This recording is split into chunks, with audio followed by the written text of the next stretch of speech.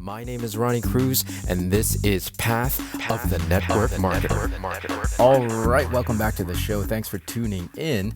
I am recording this actually from the road. I'm currently in Pennsylvania. Had a small event up here with a local team, and so it's been an amazing weekend.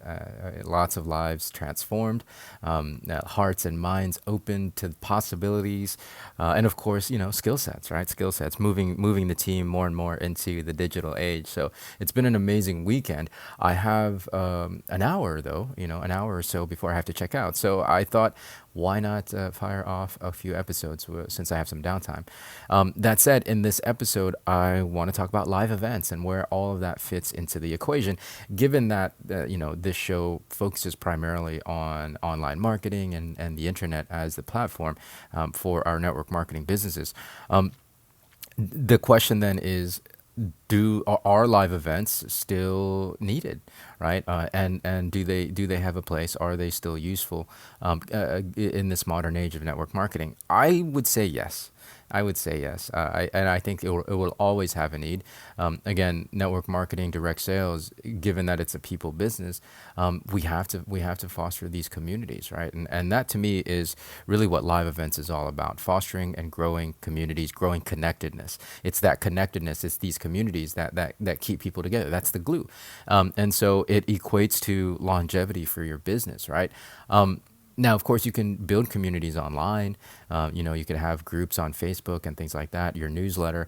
I think the limitation of those things, however, is the fact that you are the kind of figurehead in that, right? You're the primary focal point of those groups and of those platforms. With live events, live events allow your teams and the people on your team to be more connected with each other, right? Independent of you. And so with this growing connection and growing community within the team, outside of you, independent of you, the business then starts to take a life independent of you, and you want that, right? You want a team that's both connected to you but independent of you as well. I mean, at least for me, one of the goals with network marketing was to be able to have a business that runs with or without me, right? And so that's another aspect that I think of live events that it's harder to achieve without in-person live events. The other thing outside of building community is understanding. I think we forget how connected we really are to each other. We live in a fast-paced, frenetic world. Even though we're connected, digitally, we've been more, we're more connected now to parts of the world than we've ever been before. I think we forget that. We forget that connection, right? We forget how interconnected we really are, and with that connectedness online, we tend to feel more separated, right? And we forget that we're actually very, very intricately and mysteriously intertwined. I mean, it's so much so that it's really impossible to fully grasp and understand. It's that 6 degrees of separation, or there's other words for it, like the butterfly effect, right? That ripple effect. Your action affects somebody from on the other side of the world. Karma. Right, what goes around comes around, right? So this interconnectedness, for me, is a really important aspect of building this community, because yes, I do what I do, with a high degree of and desire for service, and sharing my perspective and experience in hopes that it can help people achieve the things that I've been able to achieve in my life.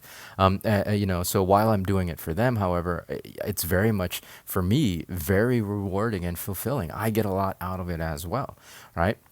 Right. And so, the actions that we take, especially in this manner, you're putting good into the world, you're helping people, you're being of service, you're getting a lot back as well. It's not it's for me. And I'm speaking of my own experience. You guys might think something else, but for me, this service that you're performing, that I'm performing for the team, it's not entirely selfless, right? It's not entirely selfish, because again, I do gain a huge level of fulfillment from it, right? So understand that what we do, again, reverberates, out into the world and out into this interconnected web of human experience that we live in.